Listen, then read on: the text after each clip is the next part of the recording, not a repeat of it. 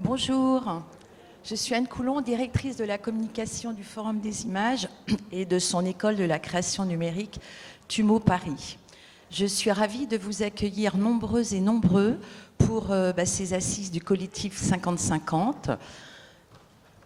Cette journée est rendue possible notamment grâce au partenariat tripartite entre la ville de Paris, que je tiens à remercier, qui est aussi la tutelle du Forum des images, le Forum des images et le collectif 50-50.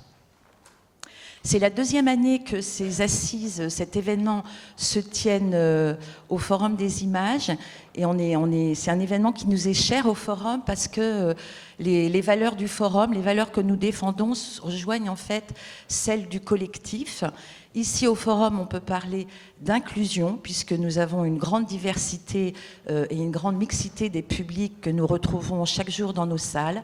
On peut aussi parler de parité, puisqu'on a par exemple nos cours du vendredi qui sont animés à 50% par des femmes, ou encore à l'école TUMO, vous avez 43% de jeunes femmes qui sont formées. Et je vous dis juste un petit mot sur l'école TUMO Paris, parce que je ne suis pas sûre que vous la connaissiez. Donc c'est une école totalement gratuite qui s'adresse aux 12-18 ans. C'est une école extrascolaire.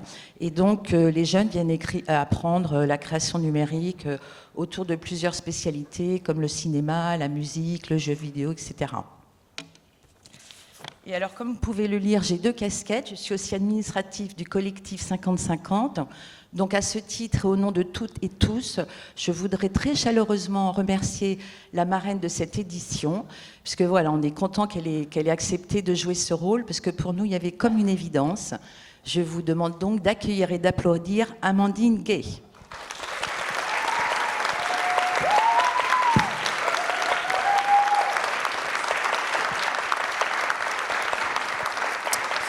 Merci Anne, bon matin tout le monde et écoutez, merci pour votre présence. N'étant pas matinale moi-même, je voulais commencer par saluer cet effort collectif. Voilà.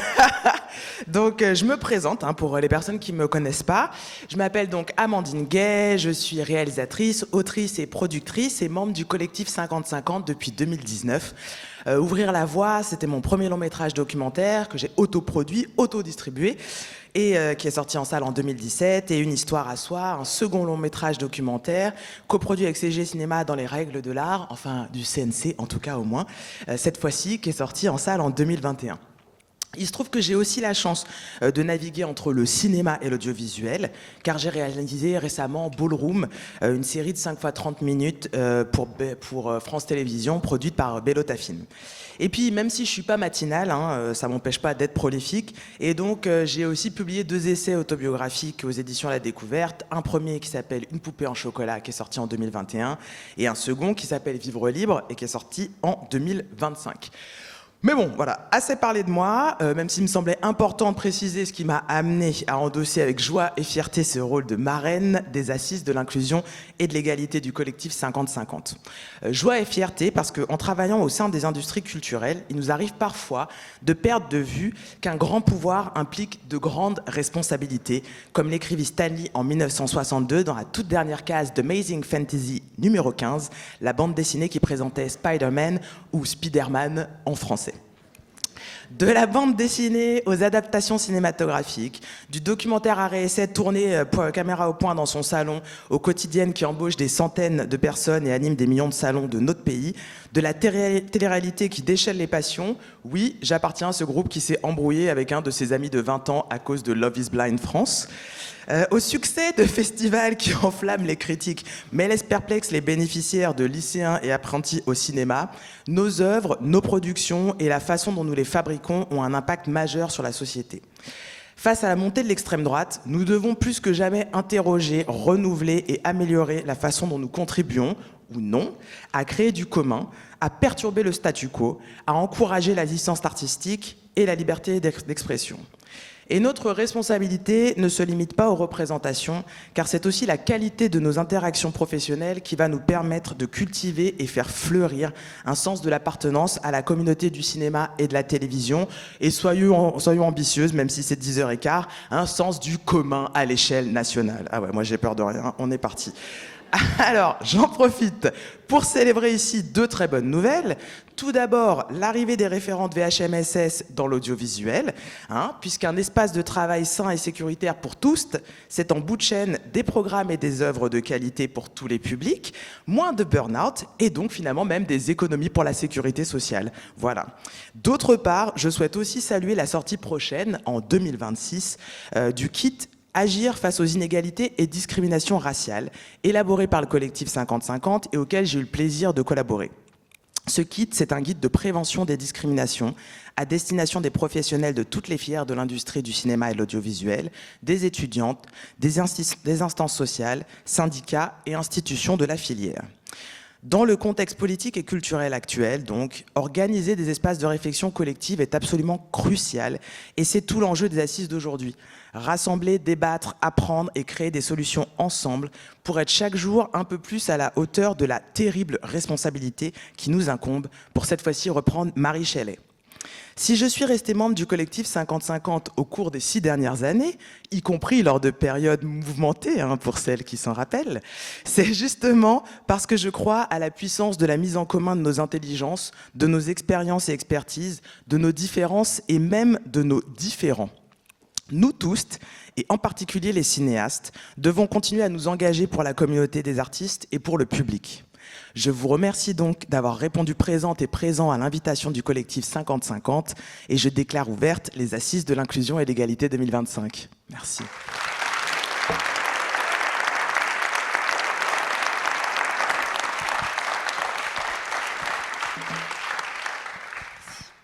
Merci infiniment, Amandine, d'avoir accepté notre invitation. On est très, très heureuse et très honorée de ta présence en tant que marraine aujourd'hui.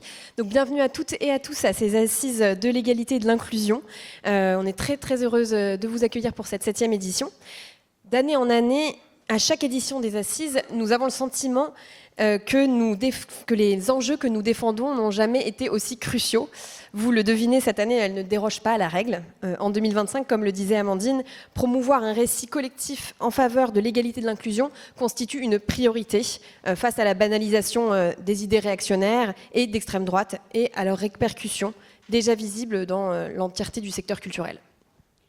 Si mener cette bataille culturelle est aujourd'hui une urgence, elle est au cœur des préoccupations du collectif 50-50 depuis sa création. Du terme bataille, on retient surtout l'idée d'une mobilisation des forces vives et d'une action collective constructive. Du terme culturel, on garde la signification première. Notre secteur artistique façonne un imaginaire qui influence la société dans son ensemble via la diffusion des œuvres et une visibilité médiatique importante. Du terme culturel, on retient aussi la notion de culture du travail, que nous entendons transformer en profondeur. Parité, accessibilité, inclusion, lutte contre les discriminations. Notre industrie établit des normes implicites. Elle participe à définir ce qui est considéré comme existant, désirable, légitime et inversement. Notre industrie ne se contente pas de refléter la société. Elle raconte en sélectionnant et en hiérarchisant. Et à l'heure où les discriminations, l'exclusion et la haine progressent dans les discours, notre responsabilité est grande. Le collectif 50-50 défend un art qui permet l'émergence des voix marginalisées, la création de nouveaux modèles d'identification, qui favorise une meilleure répartition du pouvoir et renouvelle les récits en profondeur et en déjouant les stéréotypes et les préjugés. Ces principes vont donc traverser l'ensemble des thématiques de cette journée d'assises. Comment réfléchir aux conséquences des contenus que nous produisons, sans questionner ce qui rassemble l'audience la plus conséquente, et notamment les programmes audiovisuels, le flux et la télé-réalité. La première table ronde propose une analyse des enjeux et des préconisations propres à ce secteur, encore trop souvent dans l'angle mort de nos réflexions. Cette séquence sera précédée d'une keynote pour un état des lieux de la lutte contre les violences et harcèlements moral, sexistes et sexuels suite au rapport de la commission d'enquête parlementaire. La deuxième partie de la matinée sera consacrée au lancement d'un guide inédit, dont a déjà parlé Amandine, intitulé « Agir face aux inégalités et discriminations ethno-raciales ». C'est un guide à destination des professionnels, des institutions, des étudiantes et étudiants. Il est pensé pour lutter contre la méconnaissance générale de ces enjeux et pour outiller en fait, la profession en matière de prévention des violences et des discriminations. Donc on est très très heureuse de vous présenter en avant-première cet outil qui sera publié en 2026. Et en fin de matinée, nous avons l'immense plaisir de recevoir l'humoriste Lou Trottignon. Ne ratez surtout pas sa performance. On se retrouvera après la pause déjeuner avec la présentation de l'étude du Lab Femmes de Cinéma sur l'évolution de la parité et de l'inclusion en Europe, avec un comparatif des données et un focus des mesures mises en place à l'étranger. Suivra la table ronde « Ouvrir grand l'écran » sur la nécessité de travailler collectivement à l'accessibilité des séances de cinéma aux personnes en situation de handicap. Après un temps de respiration avec le court-métrage d'animation d'Alice Gervais, qui a d'ailleurs reçu un prix à Poitiers, au Poitiers Film Festival, et on l'en félicite. Place au dernier temps fort de la journée, la présentation en avant-première de Cinestat, la première boîte à outils d'analyse des inégalités dans le cinéma, que nous mettons en ligne dès aujourd'hui. Vous pourrez aussi tout à fait l'essayer depuis chez vous, ou même d'ici. La journée se terminera ensuite autour d'un cocktail sans alcool. Dernier élément à vous partager avant d'ouvrir officiellement ces assises. Dans le cadre du plan de prévention et de lutte contre les violences et les discriminations qu'on mène au collectif, on voulait vous informer qu'aujourd'hui, une personne référente formée a été désignée et pourra recueillir les témoignages de témoins ou victimes s'il devait arriver quelque chose. Il s'agit de l'administratrice Asli, qui est juste ici, et qui sera à peu près toujours au même endroit dans la salle et qui sera repérable avec un badge rose aujourd'hui. Voilà, donc comme l'ont dit mes collègues, on vous remercie vraiment chaleureusement d'être venus aujourd'hui pour suivre cette journée d'assises.